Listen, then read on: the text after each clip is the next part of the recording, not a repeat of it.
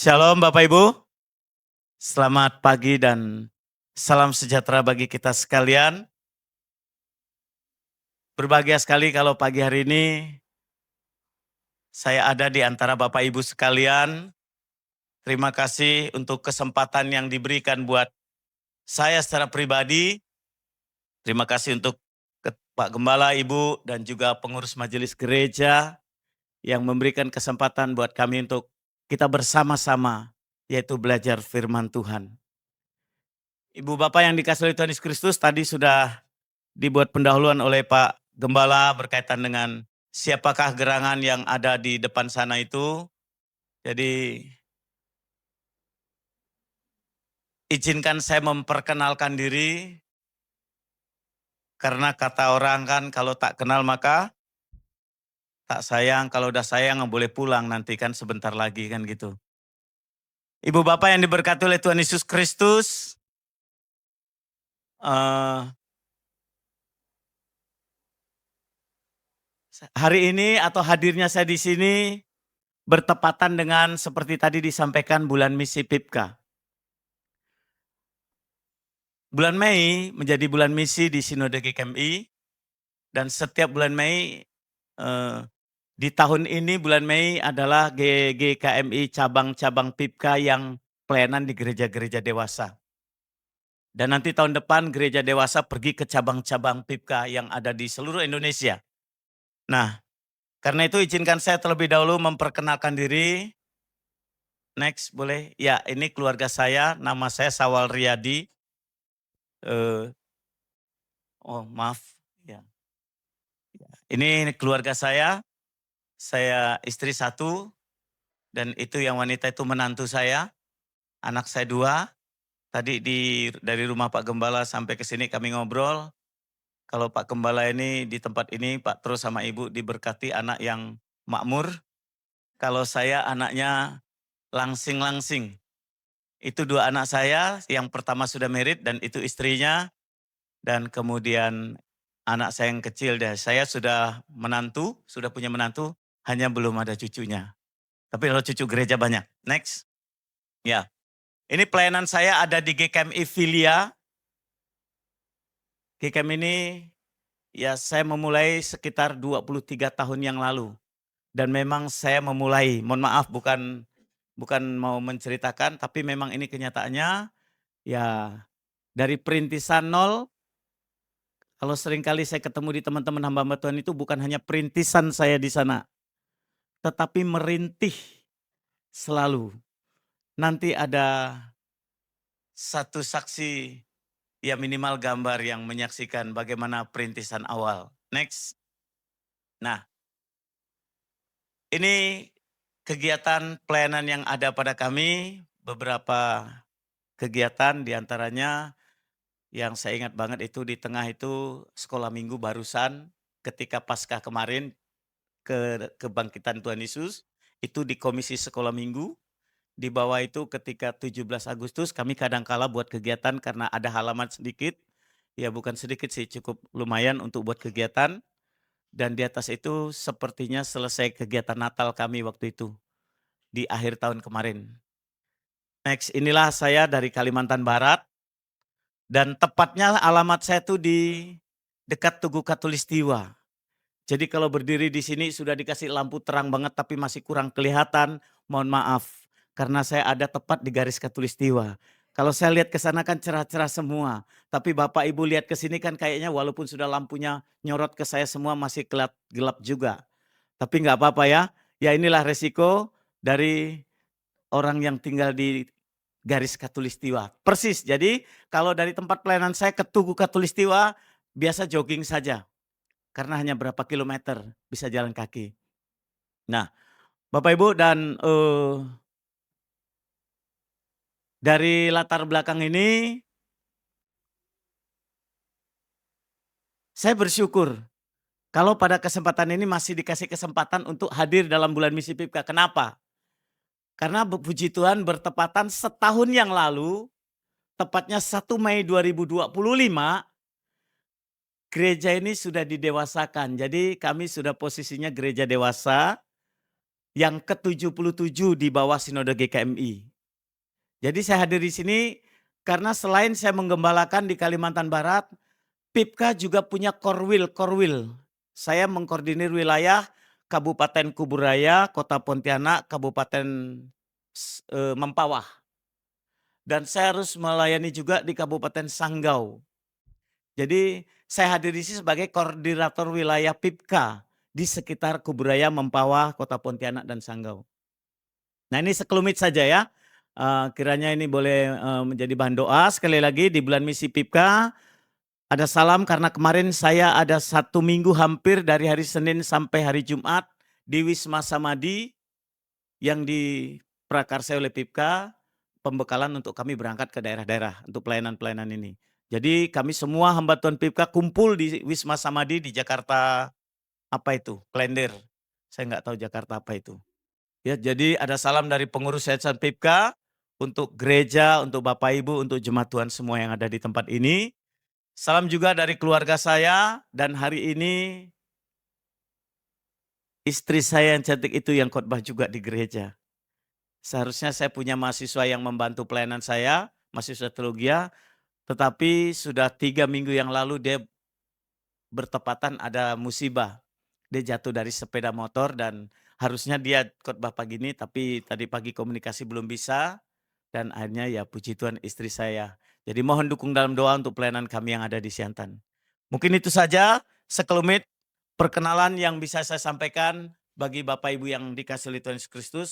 Ya selebihnya nanti kalau kita ada kesempatan kita bisa saling diskusi, kita bisa ngobrol mungkin berkaitan dengan kalau misalnya mau bertanya tentang Pontianak dan sekitarnya. Dan mungkin juga ada yang orang pernah ke Pontianak, ya puji Tuhan saya mengucap syukur. Baik, kita akan maju kepada pemberitaan firman Tuhan, Bapak Ibu, next. Bapak Ibu, mari kita akan dasari persekutuan kita pada pagi hari ini. Kita akan membaca kitab Injil Yohanes pasal yang ke-16. Yohanes pasal 16.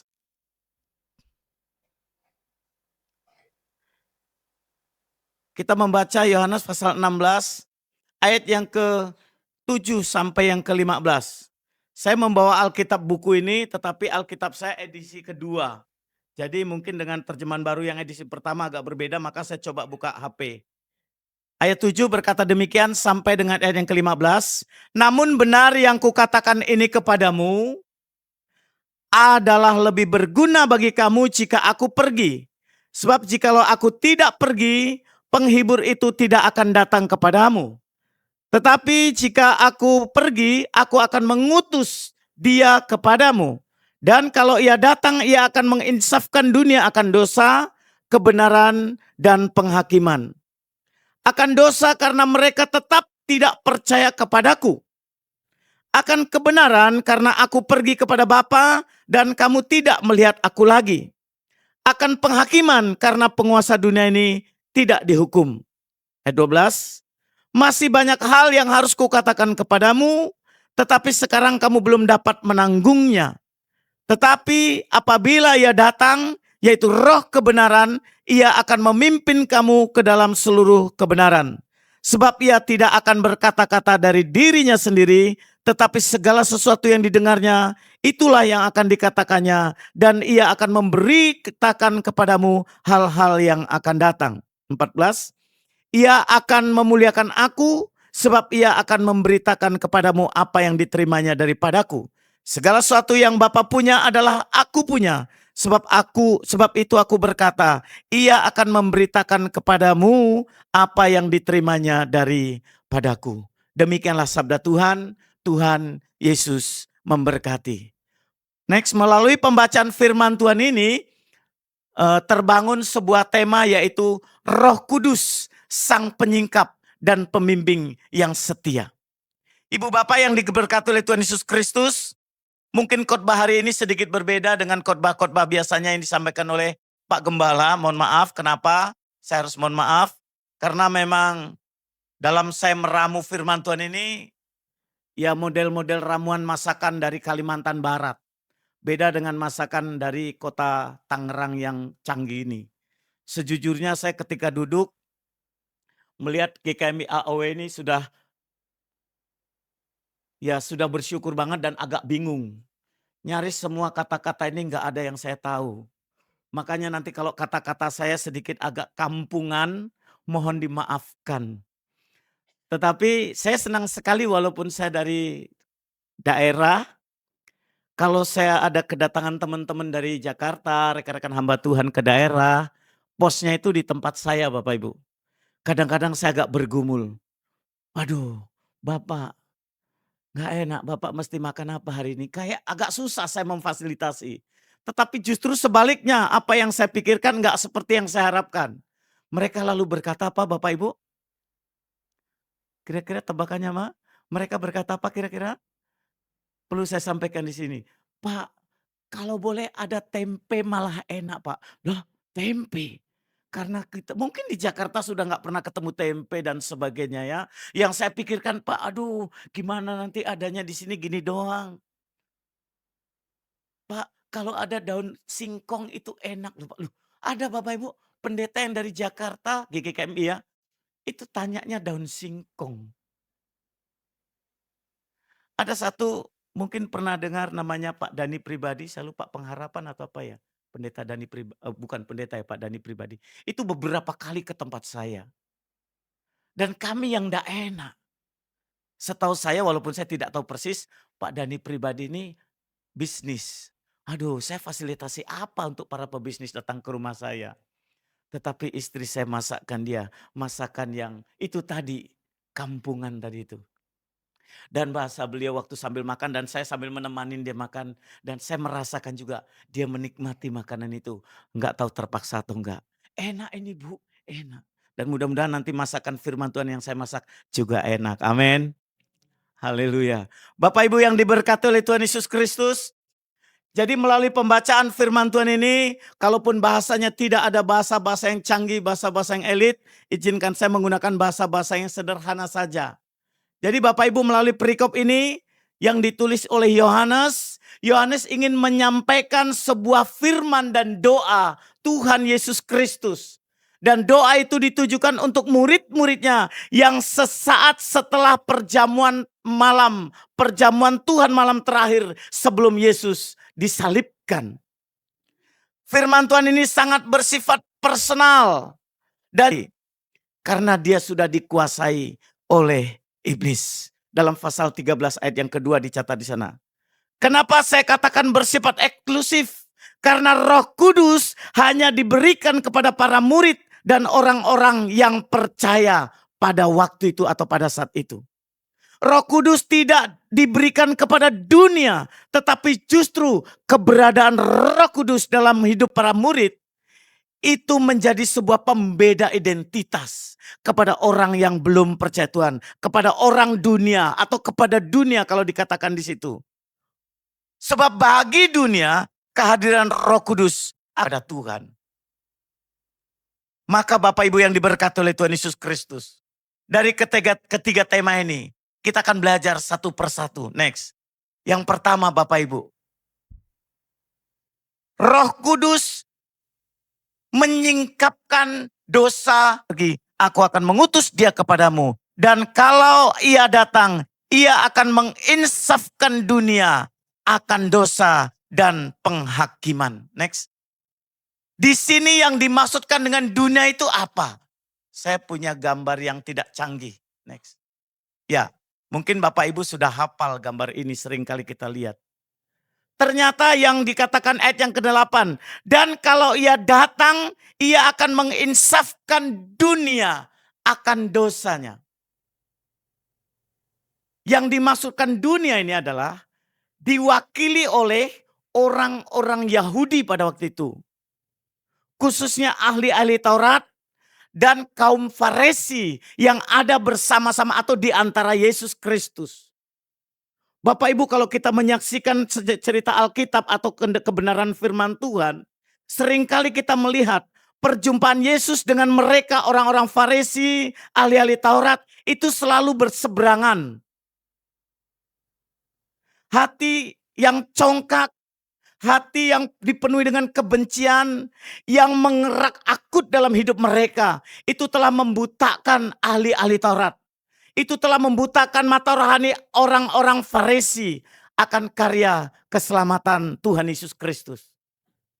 Dan bukankah mereka juga yang pada akhirnya menangkap Yesus, kemudian menyalibkannya dan menolak karya keselamatan Yesus Kristus. Bapak Ibu yang diberkati oleh Tuhan Yesus Kristus, Roh Kudus akan menyingkapkan sisi gelap para ahli Taurat. Roh Kudus akan menyingkapkan sisi gelap dari ahli-ahli Taurat dan para Farisi, orang-orang Yahudi. Yaitu hati yang menolak percaya kepada Tuhan sebagai Mesias.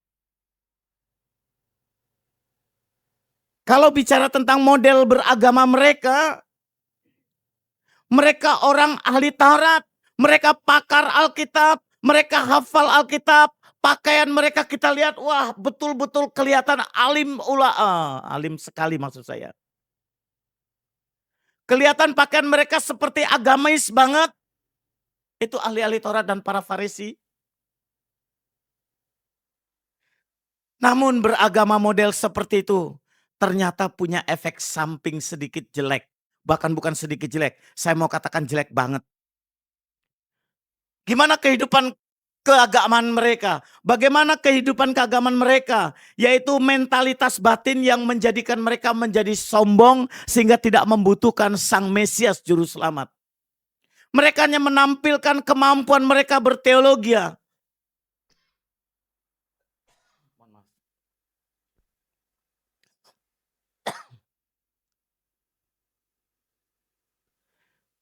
Bapak Ibu, kalau kita melihat orang-orang Farisi dan ahli-ahli Taurat, mereka terlalu pintar tentang Alkitab sehingga membuat mereka menjadi memiliki mental yang sombong. Bahkan saya mau tekankan di sini, mereka punya mental batin yang sombong.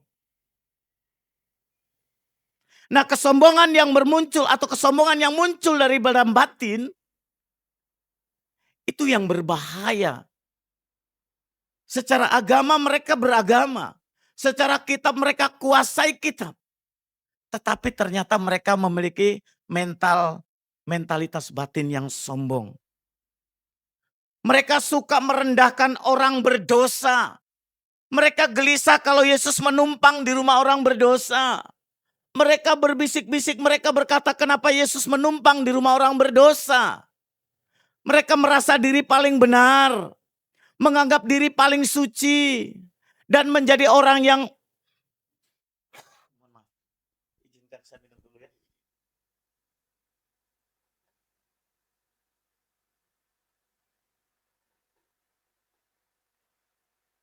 Saya kembali ke awal lagi. Saya tadi pagi beritahu sama Pak Pendeta Tro, saya nggak bisa pakai AC. Jadi tadi malam saya matikan AC jam 1. Baru saya bisa tidur jam 1 hampir jam setengah 2. Nah, sepertinya saya alergi AC karena kebiasaan dijemur di garis khatulistiwa. Jadi terbatuk-batuk dari kemarin kegiatan itu. Dan pulang pergi puji Tuhan diantar jemput pakai mobil AC. Ya jadi semua kena AC. Hari ini badannya pakai AC lagi. Ya tapi puji Tuhan bersyukur buat Bapak Ibu yang tidak alergi. Mungkin saya alergi cuaca yang agak ya dingin. Jadi mohon maaf kalau agak terganggu, saya bawa bekal air minum. Kita kembali lagi Bapak Ibu. Jadi Roh Kudus, karya Roh Kudus dalam kehidupan orang percaya mampu menyingkapkan dosa-dosa dunia. Yaitu dosa-dosa orang yang merasa beragama, menguasai firman, tahu melayani, tahu memimpin, tetapi menolak percaya kepada Tuhan Yesus Kristus. Bahkan ini sekali lagi tadi saya katakan punya efek samping yaitu mentalitas batin yang sombong. Sukanya merendahkan orang berdosa, menganggap diri paling suci dan menjadi gemar menghakimi orang lain. Mengapa ini menjadi penting dan diangkat pada pagi hari ini? Bukankah penyakit ini juga kadangkala muncul di gereja zaman now? Merasa diri paling suci, merasa diri paling baik. Akhirnya tanpa disadari antara mengucap syukur dengan sombong menjadi susah membedakan. Puji Tuhan Bapak Ibu, Kemarin kami sudah beli mobil baru, yang keluaran terbaru tipe tertinggi. Bersyukur itu berkat Tuhan. Itu mengucap syukur atau sombong? Beda tipis, beda tipis. Enggak kayak mobilnya Pak Sawal yang sampai sekarang masih pakai sepeda engkol. Itu mengucap syukur atau menghina? Bapak Ibu yang dikasih oleh Tuhan Yesus Kristus, bukankah penyakit model beragama seperti ini muncul di dunia modern, muncul di gereja-gereja zaman ini. Tampaknya fenomena beragama ini tersembunyi berabad-abad melalui karya yang nyata dalam kehidupan orang percaya. Dan Roh Kudus pelan tetapi pasti lama-lama kedok itu terungkap. Bapak Ibu, di balik kesalahan mereka ternyata tersembunyi kepalsuan yang memalukan. Hari-hari ini di negeri kita Indonesia sedang dihebohkan dengan yang memakai kedok rohani, yang memakai baju agama, yang berkata-kata rohani banget. Tetapi ternyata mereka yang menghancurkan masa depan anak-anak didiknya. Paham maksud saya? Dibalut dengan agama. Anak-anak kecil, anak-anak 11 tahun, 12, 13, 15 tahun dihancurkan masa depannya. Mengalami traumatik yang luar biasa. Berkedok agama. Dibalut dengan hal-hal yang rohani. Masih ingat berapa tahun yang lalu atau mungkin 2 tahun yang lalu viral pendeta, ini pendeta loh ini. Pengkhotbah hebat, gerejanya gede. Yang viral waktu itu dia sedang menganiaya istrinya, ditonjokin. Ada pernah ikut Bapak Ibu? Pernah lihat? Saya kaget. Oh ternyata ada juga ya model agama seperti yang dicatat di Alkitab. Sepertinya mereka jago fasih bicara, pemimpinannya mantap, pakaiannya luar biasa, pakai jas, duduk paling depan. Doanya panjang lebar. Kalau orang Yahudi kata Alkitab, mereka suka doa tuh di tepi-tepi jalan, di tikungan-tikungan jalan. Tetapi ternyata mereka gemar untuk merendahkan orang berdosa. Mereka tidak bisa melihat orang lain diberkati oleh Tuhan Yesus Kristus. Bahkan yang lebih ngeri adalah begitu mudah menghakimi orang lain.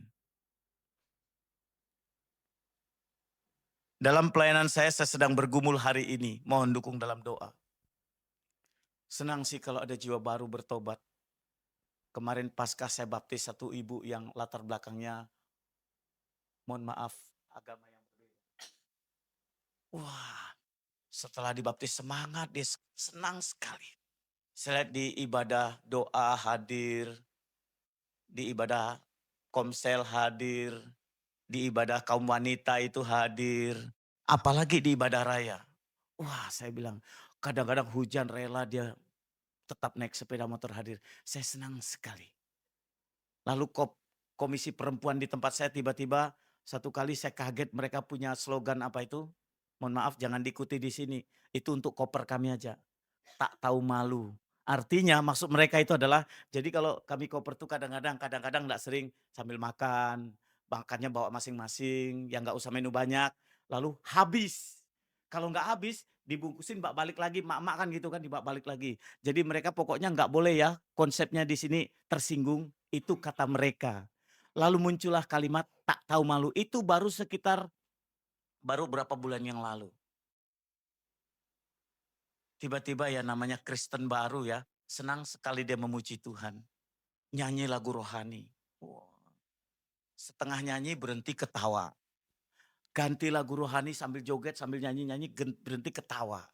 Dan ternyata itu diposting di media sosial Facebook. Lalu ada ibu-ibu yang lain satu gereja juga beritahu. Tolong lagu kayak gitu jangan diposting di media sosial. Malu kita orang Kristen. Kecuali nyanyinya sampai habis bolehlah walaupun lagunya agak sumbang-sumbang dikit. Itu jadi problem. Jadi salah besar. Akhirnya sekarang ada dua kubu ibu-ibu. Padahal ibu-ibunya kalau kebaktian nggak sampai 200-an orang. Nggak sampai 20 orang. Ya paling banter 6, 7 orang. Itu udah dua kubu bagaimana itu? Ini PR saya. Saya sedang terus coba, aduh Jadi makin kubu yang satu makin menampilkan dan lain sebagainya. Saya juga bergumul, ini hari ini ada. Di tempat saya, kalau di sini tentu tidak ada, saya hanya menyampaikan firman Tuhan. Jadi pola kehidupan keagamaan yang fenomena kehidupan beragama, fenomena model beragama yaitu sukanya menyombongkan diri tanpa disadari. Sukanya itu adalah menganggap diri yang paling benar. Dan berani menjas, berani menghakimi orang lain.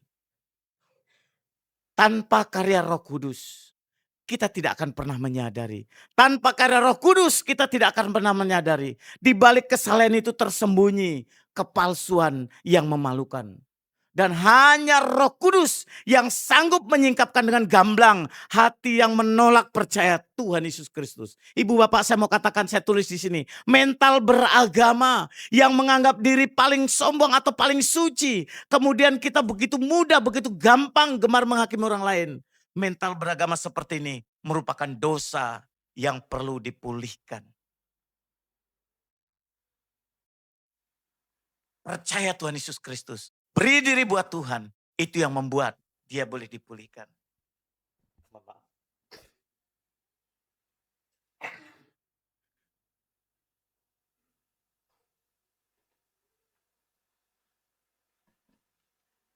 Teks yang kedua.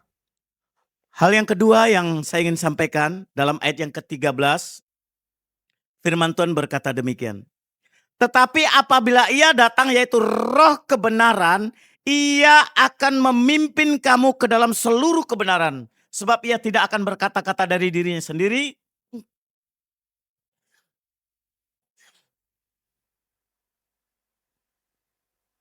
Boleh saya sambil makan permen ya Bapak Ibu. Ini kasus spesial, saya tadi diberikan ilu permen. Mohon maaf ya, ini mungkin tidak akan terulang untuk Mama Tommy.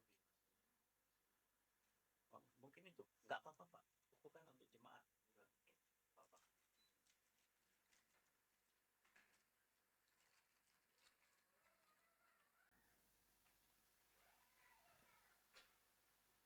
Hal yang kedua yang ingin saya sampaikan Bapak Ibu, yang Tuhan ingin sampaikan buat kita, ternyata Roh Kudus sang penyingkap kebenaran dan pembimbing yang setia. Yang kedua, Roh Kudus akan membimbing kepada seluruh kebenaran.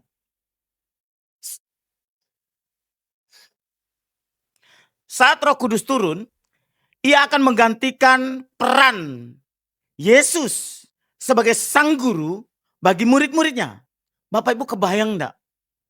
Bagaimana ketika murid bersama-sama dengan Tuhan Yesus Kristus, Yesus membuat mujizat mereka boleh mengalami. Tiba-tiba Yesus mengatakan dia akan pergi dan akan mengirimkan penghibur. Itu bukan hal yang gampang. Bukan hal yang mudah. Kalau mungkin kita tidak mengalami itu agak mudah. Tapi kalau kita mengalami, saya percaya bukan hal yang mudah. Tetapi Yesus tidak pergi begitu saja. Dia pergi meninggalkan atau mengirimkan sang guru bagi murid-muridnya. Jadi setiap langkah hidup para muridnya dipimpin, dibimbing oleh Roh Kudus agar mereka mengingat kembali apa yang Tuhan Yesus ajarkan sebagai kebenaran. Bapak Ibu, pada titik ini Roh Kudus bagi orang percaya merupakan roh kebenaran yang membimbing kepada seluruh kebenaran mencapai dimensi kekal sampai kepada hidup yang akan datang. Itulah karya Roh Kudus.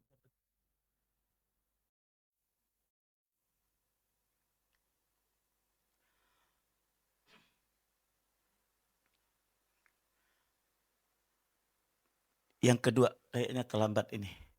Next. Ya. Balik. Ya, oke, terima kasih. Yang dimaksud dengan Roh Kudus memimpin dalam kebenaran itu tidak didapatkan secara instan. Bagaimana pimpinan Roh Kudus tidak mungkin begitu jalan langsung jadi. Kadangkala Tuhan izinkan berbagai hal dalam kehidupan. Dan untuk mengupas bagian ini bagaimana pimpinan Roh Kudus kepada murid-murid Tuhan Yesus, saya ingin menyampaikan kesaksian saja. Kita tahu semua pada waktu peristiwa COVID next. Ya, tahun 2019. Saya juga mengalami COVID. Mungkin di sini juga lebih terasa lagi. Gereja lockdown. ibadah online. Saya juga bagaimana harus menggunakan online. Jadi untuk melihat apakah jemaat ikut online, saya minta difotokan ketika Anda online. Jadi ada yang satu keluarga buka laptop online kemudian kirim ke gereja untuk bukti bahwa oh jemaat ada ikut ambil bagian. Dengan fasilitas yang sangat-sangat terbatas, bagaimana saya harus memfasilitasi. Kalau di Jakarta atau Tangerang ini masih enak. Kalau online di tempat kami, Jakarta mungkin persembahan bisa QRIS, Jakarta persembahan mungkin bisa transfer. Kalau di kami, otomatis persembahan tak jalan. Itu problem. Ini bicara tentang bagaimana Roh Kudus memimpin kehidupan orang-orang percaya. Tetapi di saat yang sama Bapak Ibu, tahun 2019 kemarin, next. Bantu saya. Nah, saya harus mengambil sebuah keputusan untuk mulai satu pelayanan baru yang jaraknya dari tempat saya 3 jam perjalanan kendaraan. Itu 2019. Dan ketika awal kami mulai 1 tahun kemudian ini yang di atas jadinya. 2019. Dan saya salut sama bagaimana pekerjaan Tuhan di Ciantan, di Pontianak tadi, Filia tadi yang saya layani itu. Di tahun 19, saya ajak jemaat bicara. Kami belum didewasakan waktu itu. Saya masih statusnya cabang PIPKA. Ini bagaimana ini? Mohon maaf, bertepatan ini di gereja ini di kampung mertua saya. Jadi saya sebagai menantu, saya pendeta di situ, kok nggak ada gereja, nggak ada pelayanan, bertahun-tahun. Bertepatan COVID, kami harus bergumul berat. Kami mohon pimpinan Roh Kudus. Apa yang Tuhan mau dalam kehidupan kami? Bukan hal yang mudah. Saya berharap karena PIPKA itu punya perintisan pelayanan kasih dan pemberitaan Injil dan pelayanan kasih, dia planting buka-buka gereja baru begitu. Saya berharap ketika saya bukakan pos PI satu baru, apalagi dari saya 3 jam, saya lapor ke PIPKA via telepon, harapan saya diadopsi oleh PIPKA. Jadi PIPKA yang mensupport begitu harapan saya karena perintisan baru. 3 jam saya harus berjalan. Begitu saya telepon, apa yang terjadi Bapak Ibu? Puji Tuhan, luar biasa. Terus Pak Sawal dipakai Tuhan melayani. Iya saya terus dipakai Tuhan melayani. Tapi pertanyaannya gimana follow up-nya? Pak Sawal aja lanjutkan. Waduh. Ini harus bangun fisik. Saya harus, tidak mungkin saya tiap minggu harus ke sana. Saya harus siapkan satu hamba Tuhan di sana. Wah kami bergumul berat. Tapi puji Tuhan, berkat pimpinan Roh Kudus. Roh Kudus tidak pernah meninggalkan orang percaya. Amin. Bapak Ibu, mungkin pergumulan kita berat. Mungkin nggak masuk akal dan ini posisi terakhir ini. Bukan terakhir tahun ini tapi terakhir 2025 awal. 2025 awal. Kalau hari ini Bapak Ibu puji Tuhan. 2025 pertengahan kami dapat suplai dana dari subsidi dana dari satu gereja di Jakarta. Dan sekarang sudah keramik semuanya. Ini kebaktian yang per awal awal Januari 2025. Ini pertama kan mulai masih kalau Bapak Ibu lihat masih bolong-bolong di atasnya itu karena ya memang baru sampai segitu dalam 1 tahun. Dan terluar biasa lagi terhamat hebat karya Tuhan ketika umat Tuhan hidup dalam pimpinan Roh Kudus Tuhan. Betul Tuhan tidak pernah meninggalkan. Dan sampai detik ini, sampai hari ini kami masih subsidi untuk cabang itu. Bukan kami hebat, bukan kami kuat. Itu karena Tuhan memimpin, Tuhan beri kemampuan demi kemampuan Bapak Ibu. Melalui pembacaan firman Tuhan pagi hari ini, kita diajarkan Roh Kudus sang penyingkap dan pembimbing yang setia. Dia membimbing kepada seluruh kebenaran. Kalau itu memang untuk kemuliaan Tuhan, kalau itu memang karya Tuhan, kalau itu maunya Tuhan, cara Tuhan bekerja itu luar biasa. Amin. Tuhan sanggup mengerjakan dengan cara yang ajaib. Hanya maunya Tuhan adalah ikut dalam pimpinan Roh Kudus Tuhan. Tapi kata firman Tuhan dalam ayat 13, apabila Ia datang yaitu roh kebenaran, Ia akan memimpin kamu ke dalam seluruh kebenaran. Sebab Ia tidak akan berkata-kata dari dirinya sendiri. Dia memimpin, izinkan dia yang bekerja, izinkan dia terus bekerja dalam kehidupan kita. Saya banyak menikmati kesaksian-kesaksian hidup orang-orang percaya yang hidup dalam pimpinan Tuhan, yang hidup dalam pimpinan Allah Roh Kudus, hidup dalam penyertaan Tuhan itu sungguh luar biasa sekali. Kebenaran firman Tuhan yang mau disampaikan pada pagi hari ini adalah kebenaran yang bersifatnya itu memang praktis, bukan hanya teori semata. 2 periode beberapa tahun yang lalu di Kalimantan Barat, kami pernah dipimpin gubernur orang Katolik. Dan hebat gubernur orang Katolik itu kalau kata sambutan itu kutip ayat Alkitab. Kalau kata sambutan Natal, oke mainnya bisa gitu. Kalau kegiatan umum enggak lah. Dan dia pernah pesan kepada pendeta-pendeta dan saya hadir di situ. Satu pesan Pak Gubernur waktu itu. Alkitab itu bukan dihafal di awan-awan. Tetapi Alkitab itu mestinya praktis dalam kehidupan sehari-hari. Penyertaan Roh Kudus, pimpinan Roh Kudus bukan teori. Tetapi pimpinan Roh Kudus itu real dalam kehidupan orang percaya. Amin. Hidup dalam pimpinan Tuhan. Tuhan memampukan kami. Masa COVID. Tapi Tuhan izinkan kami buka pelayanan baru. Kalau saya berjalan mesti 1 kali perjalanan 3 jam. Itu paling cepat. Karena masih harus nyambung jalan lumpur. Untuk dari jalan raya ke ini masih sekitar lebih 20 menit. Dari jalan raya sampai ke cabang ini. Sampai hari ini masih belum jadi jalannya. Tapi ya puji Tuhan. Tuhan bekerja luar biasa. Sampai hari ini. Ada jiwa-jiwa yang boleh diselamatkan. Ada jiwa-jiwa yang boleh bersuka cita memuji Tuhan di tempat ini.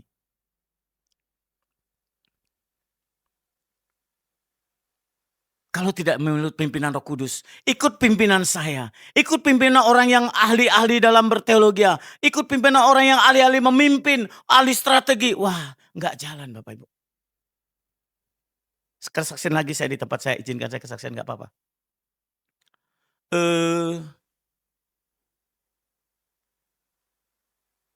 Kami didewasakan tanggal 1 Mei 2025. Jadi sebelum pendewasaan ada tim dari sinode tentunya mengunjungi kami. Dan kunjungan terakhir keren. Ketua umum, bendara umum, sekum. Datang 3 tambah dari Semarang itu Pak Puri Anugrah tuh. Pendetanya datang. Ini tinjauan yang sangat dahsyat ini. Belum ada cabang-cabang yang akan didewasakan, ditinjau langsung ketua umum, bendara umum, sekum. Paling ya 1 yang datang, ini kami 3. Dan yang lebih lagi ini berpikir secara manusia ya. Lalu dilihat kondisi, waduh ini apa program dalam waktu dekat ini?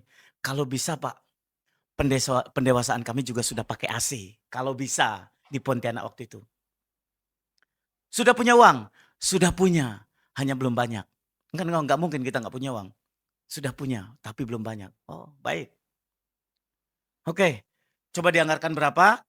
Enak kan secara manusia kan? 50% nanti sinode coba bantu ambil bagian. Wah semangatlah kita. Sinode bilang 50%. Roh Kudus bilang apa? Ikut aja pimpinan Tuhan. Kami bawa di dalam doa. Pelan-pelan, jangan dulu saya bilang. Jangan dulu. Akhirnya betul, ini makin dekat. Pendewasaan makin dekat, makin dekat. Akhirnya uang yang ada kami pasang. Apa Bapak Ibu? Tambah daya listrik. Kan daya listrik harus tambah gede tuh. 16.000 saya tambah. Wah itu 16.000 udah main sekitar 25 juta pada waktu itu. Tambah, udah ditambah belum datang-datang juga itu benda. Udah ditambah daya belum datang-datang juga itu yang 50%. Itulah kalau berpikir saya manusia.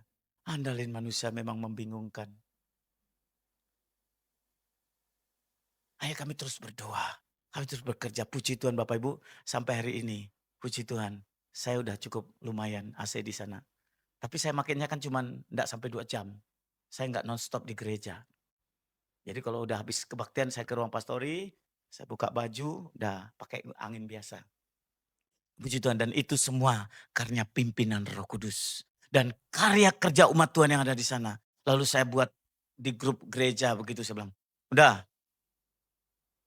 saya sudah bergumul doa. Silakan yang mau buat list. Berapa kamu mau untuk gereja, untuk AC. Saya pasang list. Saya bilang, saya akan pasang list gembala sidang, tetapi jangan saya nomor 1. Ini mulai pasang list. Dalam waktu tidak sampai 1 bulan terrealisasi. Jemaatnya nggak banyak, ada yang 300.000 list, beli AC 300.000. Tapi terbeli, sekarang puji Tuhan kami sudah pakai AC. Berkat penyertaan Roh Tuhan. Kalau berjalan dalam pimpinan Tuhan, Allah sekali-kali tidak akan pernah meninggalkan umatnya. Amin. Yang terakhir Bapak Ibu. Next. Yang terakhir. Yang ketiga, ayat yang ke-14 sampai 15. Roh Kudus akan memurnikan iman, percaya setiap orang yang percaya Tuhan. Roh Kudus akan memurnikan kita. Apa yang dimaksud dengan memurnikan iman itu? Roh Kudus memampukan kita untuk supaya mampu hidup selaras dengan apa yang Tuhan mau. Banyak orang menafsirkan memahami bagian ini sebagai suatu pernyataan bahwa Roh Kudus akan memberitahu orang tentang kejadian-kejadian yang akan datang. Murid-murid khawatir, terlebih mereka akan menderita sengsara manakala Yesus pergi. Masa depan yang tidak menentu, masa depan yang penuh dengan pertanyaan berat. Dan Roh Kudus akan memurnikan iman percaya para murid untuk tetap setia kepada Tuhan. Tuhan Yesus tetap tenang ketika menyampaikan kepada murid-muridnya. Tuhan Yesus tanpa ragu-ragu, dia menyampaikan kepada murid-muridnya sebagai kejadian dunia pada masa yang akan datang. Ini yang harus terjadi dalam diri Yesus Kristus. Dan ini menguji menguji kemurnian daripada iman daripada murid-murid Tuhan Yesus Kristus itu sendiri. Dia memberikan nasihat agar iman kita tetap murni. Saya coba tampilkan gambar itu sebenarnya, karatan itu. Kalau bisa dilihat. Nah, kenapa saya munculkan gambar karatan ini, Bapak Ibu tahu ya, kalau mau membuat besi karatan itu murni lagi, itu dibersihkan yang karat-karat. Itu saya mau katakan itu dimurnikan. Nah, kalau misalnya besi itu punya bernafas, mungkin ditusuk-tusuk itu nggak mau dia. Sakit, nggak enak. Tapi untuk memurnikan menjadi putih bersih, menjadi berguna kembali, memang begitu prosesnya untuk memurnikan. Tadi awal saya katakan, saya bukan hanya merintis, tapi merintih. Next, saya izinkan saya lihat satu gambar lagi. Ini terakhir, ini pertama saya perintisan di Kalimantan. Waktu itu masih muda karena 23 tahun yang lalu. Saya tidak sedang memelas, Bapak Ibu tahu ya. Tetapi saya hanya bercerita aja. Gereja kita sudah sama, kami sudah dewasa. Ini kendaraan ini mungkin tak ada yang tahu di sini. Ini angkatan saya belum lahir, motor ini sudah ada. Super Deluxe istrinya, mungkin ada yang pernah dengar ya. Kendaraan Super Deluxe. Tapi masalahnya bukan hanya Super Deluxe-nya Bapak Ibu. Kalau saya naik kendaraan Super Deluxe yang ini, 1 jam, ini mesti sengal ini. Karena miring ke kiri terus, boro-boro mau lepas tangan. Ini dorong ke kiri terus, kalau 1 jam sengal. Pulang mesti yang ketok-ketok ini. Itu di usia saya masih muda ini. Bapak Ibu perhatikan, tak ada platnya. Bapak pendeta kok pakai motor tak ada plat? Ya itulah kondisi saya pada waktu itu. Dan Bapak Ibu perhatikan, motor ini tak pakai rem depan karena memang tidak ada remnya. Alias hanya rem belakang, kalau waktu itu zaman kendaraan ini bukan rem cakram, remnya tromol. Waduh, motor enggak tahu tahun kapan udah nggak enak banget deh pokoknya deh. Yang saya mau katakan bukan motornya. Satu hari ini betul-betul memurnikan pelayanan saya. Saya buka GKMI, saya gabung sama GKMI, anak saya yang pertama yang tadi itu sudah TK atau kelas 1 saya lupa. TK kalau nggak salah. Jadi saya sekolahkan di TK Kristen. Ya pakai inilah antar jemputnya. Satu hari motor saya bermasalah dan saya bawa ke bengkel. Nggak tahu saya yang salah atau bengkel yang salah, saya tidak tahu. Jadi begitu saya ngantar anak saya pakai kendaraan ini, itu dari gang, saya keluar, saya harus nyebrang jalan raya untuk nyebrangkan anak saya ke sekolahan. Jalan raya walaupun di Pontianak juga udah ada kendaraan. Motor minimal mobil sudah ada pada waktu itu. Tiba-tiba begitu saya harus berhenti untuk nunggu kendaraan lewat, supaya slow, tahu slow ya Bapak ya, longgar dikit untuk saya nyebrang. Itu nggak bisa direm tuh blong. Rupanya baut rem tromol itu nggak dipasang, kendor banget. Saya sampai tekan bukan pakai depan lagi, itu ngeremnya pakai belakang ini biar kayak ditendang begitu. Saya tendang begitu. Lalu akhirnya apa yang terjadi? Ini udah mendekat jalan, ini nggak bisa jalan 80 tuh 90. Saya jalan pakai ini paling banter 20 kilometer per jam. Teket teket teket teket, makanya menikmati banget itu. Itu motor tak bisa jalan, tak bisa berhenti. Akhirnya apa yang terjadi Bapak Ibu? Saya robohkan itu motor di tepi jalan. Orang-orang pun kaget, gimana? Kalau saya lanjut, saya bisa ditabrak orang. Saya perjalankan pelan. Saya tumbangkan motor, saya belokkan ke kiri begini, lalu ambruk. Bukan hanya di situ Bapak Ibu. Anak saya teriak. Teriak kenapa? Ternyata sepatu kakinya di sini masuk ke rantainya apa itu yang di belakang tuh. Dan sampai sepatunya terlepas lemnya dan sampai lukanya itu menganga di situ. Dia teriak, "Papa!" Aduh, saya hanya bisa peluk dia. Saya mesti lanjut pelayanan atau saya menyerah dengan kondisi seperti ini. Saya harus berdoa bagaimana? Tuhan, di mana pemeliharaanmu? Atau saya tetap percaya ini sedang dimurnikan iman percaya saya. Tapi puji Tuhan, Tuhan baik.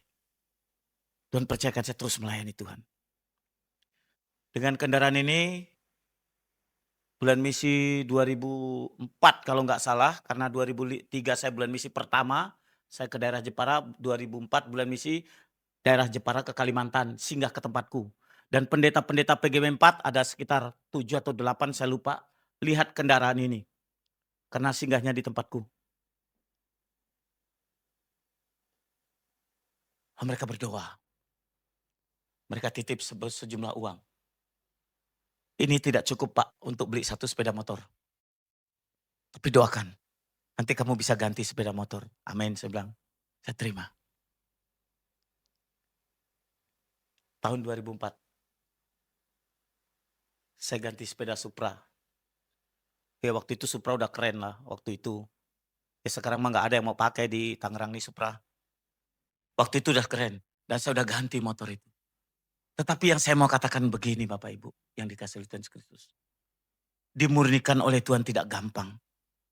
Untuk dimurnikan tidak gampang. Roh Kudus kadang-kadang membawa kita berdoa untuk sesuatu tetapi tidak sesuai dengan yang kita harapkan. Itulah cara Tuhan bekerja dalam kehidupan kita. Tuhan Yesus mengingatkan melalui Injil Yohanes. Dia memberikan nasihat agar iman kita tetap murni. Tidak tercemar dengan dunia yang penuh dengan kejahatan dosa ini. Enggak tahu kalau di Tangerang. Untuk memurnikan iman kita itu apa-apa saja yang membuat kita harus siap menghadapinya. Saya percaya saudara yang lebih mengalami. Tetapi setialah kalau dimurnikan oleh Tuhan. Jangan mudah kecewa kalau dimurnikan oleh Tuhan. Jangan mudah mengeluh putus asa kalau Tuhan izinkan itu terjadi dalam kehidupan saudara. Allah punya rencana. Roh Kudus memurnikan iman dan percaya kita. Roh Kudus memampukan kita. Dia sanggup. Dia berada di depan. Dia sanggup memimpin kita. Dia ada di belakang. Dia ada bersama dengan kita. Dia mendorong kita. Dia menyertai kehidupan kita. Itulah karya Roh Kudus. Dia ada di sisi kita. Untuk membimbing kita hidup di dalam kebenaran. Dan dia juga ada di belakang kita. Untuk menopang kita saat kita terjatuh dalam dosa. Sesungguhnya kita hidup dalam kebenaran. Dia juga berada di hidup kita saat ini. Tinggallah di dalam penyertaan Tuhan. Tinggallah terus di dalam pemeliharaan Tuhan. Sekalipun kadang-kala harus dimurnikan iman kita. Tetap setia kepada Tuhan Yesus Kristus. Memang Bapak Ibu, jujur kalau kita mau jujur bersama-sama. Bicara tentang pribadi Tritunggal Maha Kudus yaitu Roh Kudus. Ini banyak versi. Hari-hari ini apalagi di kota-kota besar seperti di Tangerang ini. Banyak versi. Ada pribadi yang banyak menyalahkan atau menerjemahkan tentang karya Roh Kudus. Misalnya ada pemimpin gereja, pemimpin Kristen yang katanya mendengar bisikan Roh Kudus bahwa Yesus akan datang kembali. pada tanggal sekian bulan sekian. Apakah kata Alkitab berkata demikian? Bahkan ada orang Kristen tertentu yang tidak mau belajar firman Tuhan lagi, mengharapkan Roh Kudus berbicara kepada mereka. Jadi tidak mau baca Alkitab lagi, tidak mau belajar lagi. Ada juga yang mengklaim bisa memberikan tuntunan hidup yang berkelimpahan kalau hidup dalam pimpinan Roh Kudus. Jadi percaya Yesus maka kaya raya, ada yang menerjemahkan seperti itu. Dan masih banyak lagi terjemahan-terjemahan tentang pribadi Roh Kudus. Berapa hari yang akan datang, kita akan menanti pencurahan Roh Kudus. Roh Kudus akan memimpin saudara di dalam kebenaran. Roh Kudus akan memurnikan iman percaya kita. Roh Kudus akan menyingkapkan dosa-dosa dunia. Dosa-dosa kehidupan agama yang penuh dengan kemunafikan. Hanya karya Roh Kudus yang sanggup mengubahkan. Izinkan Roh Kudus berkarya dalam kehidupan kita. Tuhan Yesus memberkati. Mari kita berdoa.